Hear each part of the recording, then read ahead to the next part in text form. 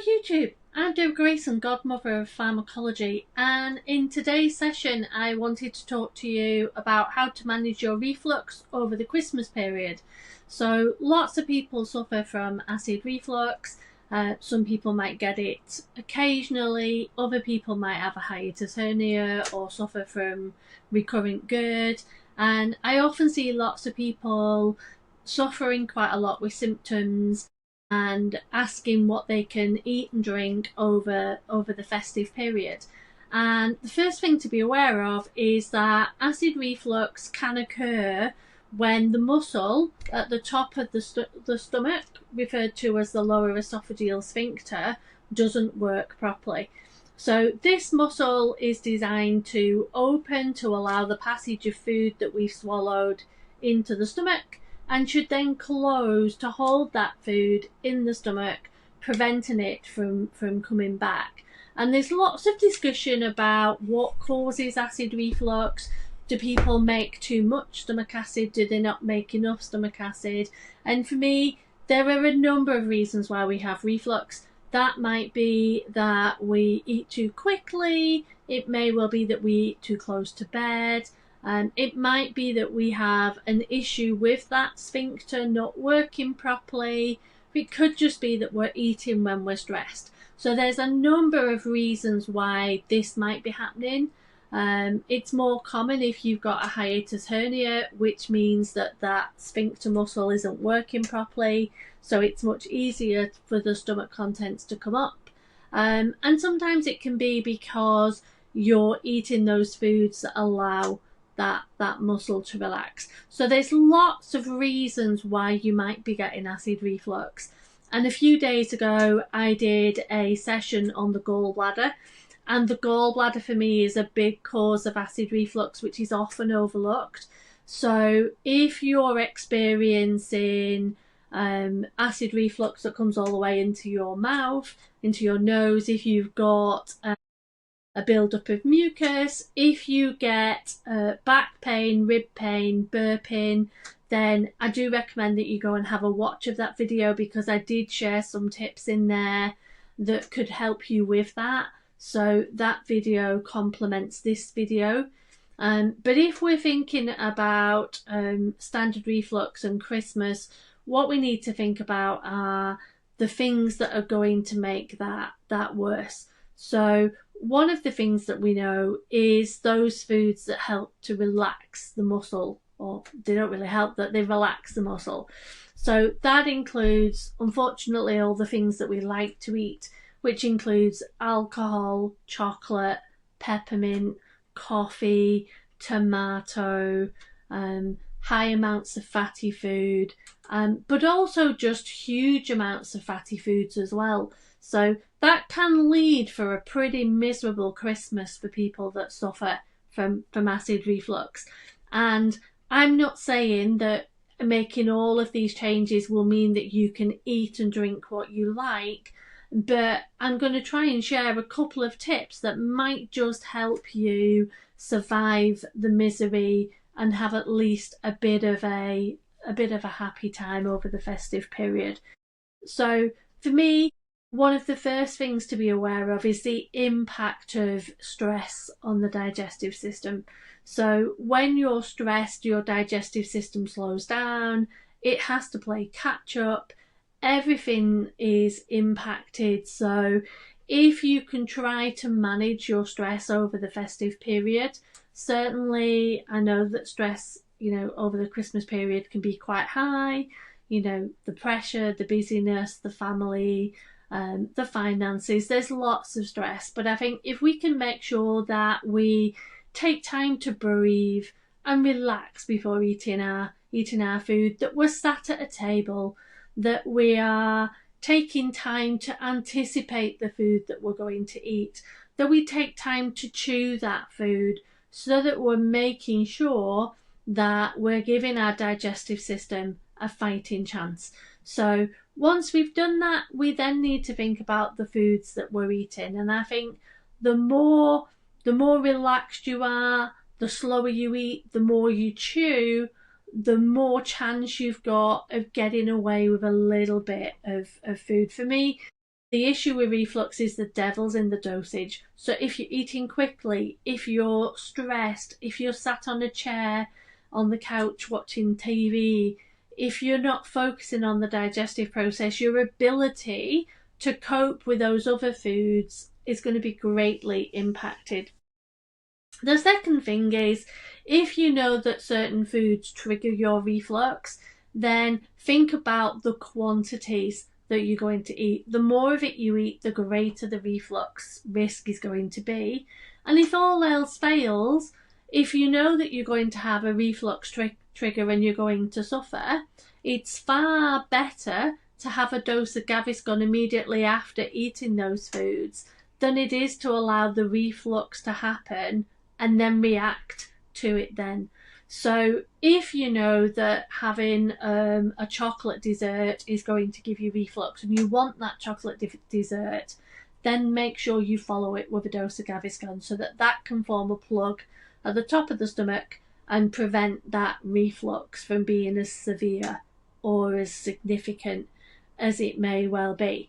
And also think about how many of those reflux triggers you're going to have.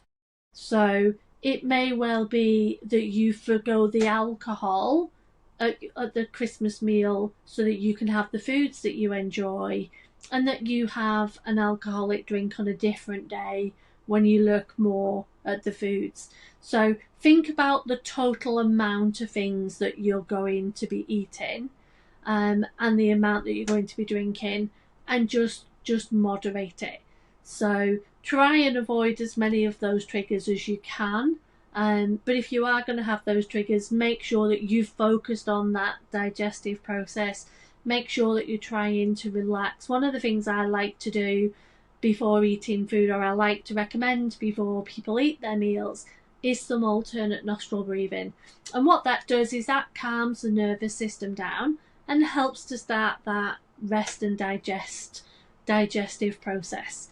So it's really easy to do. All you need to do is close off one nostril and breathe in. Swap over and breathe out. Breathe back in. Swap over and breathe out. Breathe back in. And so on. And if you can do that for a few minutes, that will help to switch your digestive process on. You can go and do it in the bathroom if people are going to laugh at you. You don't have to do it in public. But actually, it's a really good technique for anybody that suffers with digestive symptoms. And you just need to do it for a few minutes until you start to feel a little bit lightheaded. And that usually suggests that your body's starting to settle down. We also then need to anticipate the food that we're going to eat. So you need to think about what you're going to eat, what it tastes like, how it makes you feel, the textures, the smells, a good 20 minutes before you eat. And the reason that we do that is that starts what we call the cephalic phase. And the cephalic phase is the signal from the brain to the stomach that says food is on the way. And that's responsible for 20% of the production of the digestive juices, the hydrochloric acid, the enzymes that we need. So if you skip that and you're literally eating on the run, then that reduces the digestive capacity of the stomach, makes food stay in the stomach longer, increases the risk of gas and the build-up of pressure, which loosens that muscle at the top of the stomach, which makes it easier for the stomach contents to rise. So if you can be a little bit more mindful about what you're eating, that can make a massive difference. But we also need to think about the timing. A lot of people find that they get reflux when they're in bed, when they're asleep. And that's because you lay down. It's much easier for the stomach contents to flow back because you've not got gravity working for you. So yes, we can raise the head of the bed, we can lie on our left-hand side. All of that will help. But we also need to make sure that we stop eating and drinking at least 3 hours before bed. And by drinking, I mean those trigger drinks, coffee, alcohol. You can obviously drink water. But if we can stop food going in, what that does is that allows time for the stomach contents to move through the digestive system. So there's actually nothing in the stomach to reflux back. And that can be really important if you're the sort of person that suffers from silent reflux or that suffers quite badly with reflux overnight. So think about the timing of your meals and your drinks, and think about the timing of those foods that relax that esophageal sphincter. If you're going to have them earlier in the day. Think about having your Christmas lunch earlier rather than later, so that there's time for the body to recover and for muscle function to return. There's time for the stomach to empty. But also think about the volume of food. We often eat far too much food on Christmas Day. So think about how much you actually need. Slowing down, putting your knife and fork down between mouthfuls actually enables you to realise that you're full much quicker. So being mindful of that whole digestive process is really, really important. And just, like I say, not having all of those trigger foods. The devil's definitely in the dosing. If you have all of the trigger foods, you are definitely going to suffer. If you just have one or two, then you're less likely to suffer. So this can be really important in helping to manage those symptoms as you go on. So let's start by having a look at drinks. So alcohol and fizzy drinks, as I've said, can relax that lower esophageal sphincter. Some alcohols are worse than others. Experiment. You might know what your triggers are. You might get away with a gin or a vodka over a fizzy beer or a really sweet wine. So think about which ones you get away with. If you don't get away with it, then there are lots of alcohol alternatives out there that can help you still feel part of that festive period. Think about fizzy drinks. Obviously, some people react to fizzy drinks, some people don't react to fizzy drinks.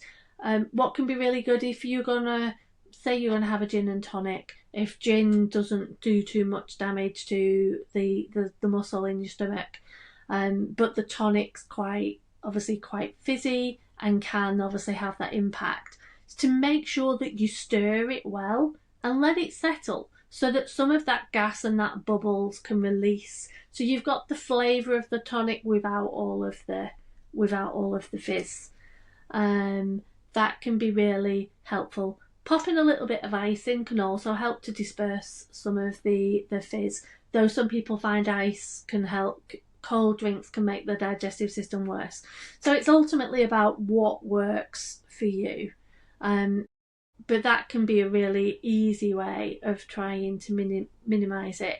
Thinking about, tea, coffee, hot chocolate, have fewer of them, have them earlier in the day. Try decaffeinated tea and coffees. Sometimes decaffeinated teas can cause issues, or teas and coffees can cause issues for the gallbladder.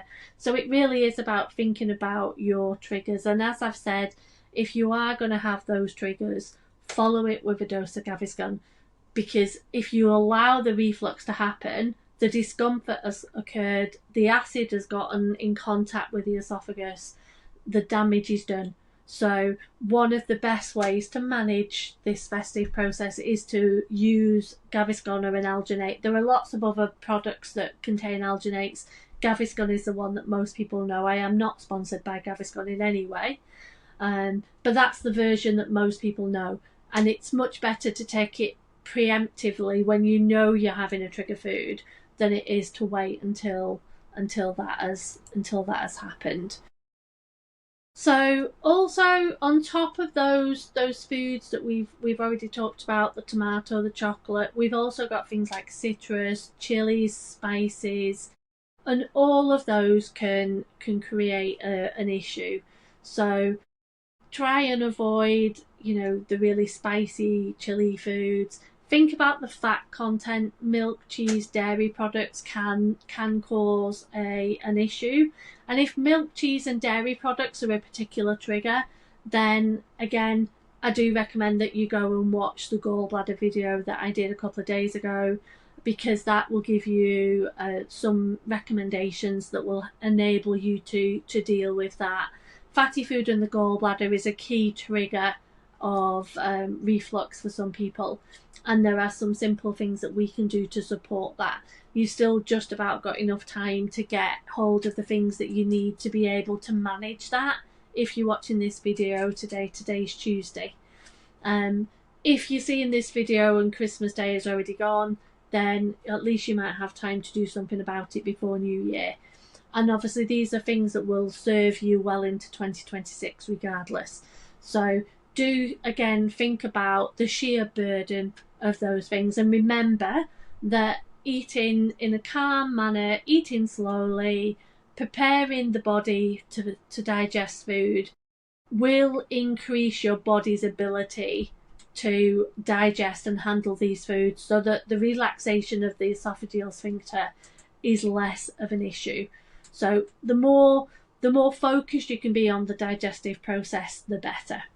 It really does make a difference. So thinking about what to have over the festive period, I would say opt for foods that have been steamed, slow cooked or roasted so that the fat content is less. Cut off excess fat from meats and skin.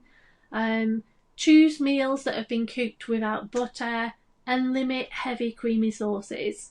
Having a low-fat gravy option is much better than having a fatty sort of dairy creamy sauce. Think about the fat content of what you're eating. Avoid having too many roast potatoes. Opt for boiled potatoes or mashed potatoes instead. Think about desserts that have got less cream and less fat. So you could do things like berry-based sorbets, for example, which might be better tolerated.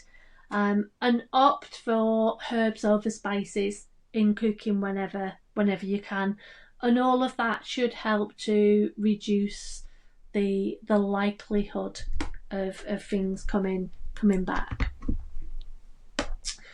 Other things that you can do is, if you're having a starter, start with a salad. Rocket is particularly good for starting the digestive process, so that can be a useful thing to have. There's a reason why restaurants serve rocket with steak, and part of it is to support that digestive process. And do make sure that you take time to prepare your digestive system for that food coming in, because that will make a massive difference. Don't feel pressured to keep up with other people, even if they're swallowing and inhaling their food like it's going to disappear in the next minute. It's important that you take time to digest your food. If you're out with family for a meal, then make sure that you're not pressured to eat as quickly as everybody else. Take time between courses. And if you are going out for meals over the festive period, do your research. Have a look where it is you're going. Have a look what meals are on the menu. Have a look what foods you're going to be able to eat. And don't be afraid of asking the restaurant to combine elements of different meals to suit the foods that don't trigger your reflux, because it might well be that the vegetable option on one meal is better for you, but the protein option on another meal is better for you. Then the fact that they're on the menu says that they're in the kitchen. So if you explain to the waiting staff that you can't eat certain foods, can you have this food with this accompaniment, this sauce, and this vegetable, they will often accommodate you. And if you do it before you actually go to the restaurant, you can actually ring them in advance and say, I'm coming with family for a meal. Will it be possible for me to have this, this and this? And I'll remind you when I arrive, so that you're not feeling embarrassed. You're not worried about taking up the time of the waiting staff or being seen to be awkward. But you're also not worrying about whether you're going to be able to have that meal when you arrive. I've already talked about the impact of stress on the digestive system. So having that pre-planning, having checked with the restaurant that it's going to be okay, will make a massive, massive difference. So think about that before you go out. And I'll say it again, if you're having trigger foods, take a dose of Gaviscon immediately after the meal has finished, so that you're getting that plug-in effect before the damage has time to come. And do make sure that you stay upright for at least 3 hours after you've eaten. So no bending over, no doing housework, no lying down, until that food's had time to move through your digestive system. As I've said, I can't guarantee that this won't cause you any reflux at all, but hopefully you'll have some tips there that will help to minimise the discomfort and manage the process, and still enable you to have a little bit of fun over the festive period. There's lots that you can do to train your digestive system, to help your digestive system. And I'll be sharing more of those tips in the new year. And I'll obviously answer any questions people might have. So if you want to pop questions into the comments, I'll pop in and pick those up, and I'll either answer them as a video or I'll answer them in the comments. But hopefully you'll have some tips there to help you enjoy the festive season as much as everyone else that doesn't suffer from reflux, and not feel like it's another time of abject misery. If you've liked this video, if you've tried it out, come back after Christmas to let me know how you got on. Even a little bit of an improvement is better than nothing. Do make sure you like this video and click to subscribe so that you'll get awareness of when other videos come out. Don't forget to go and have a look at my gallbladder video, and I will see you again in some new videos and lives in the new year. Have a great Christmas and New Year, everyone.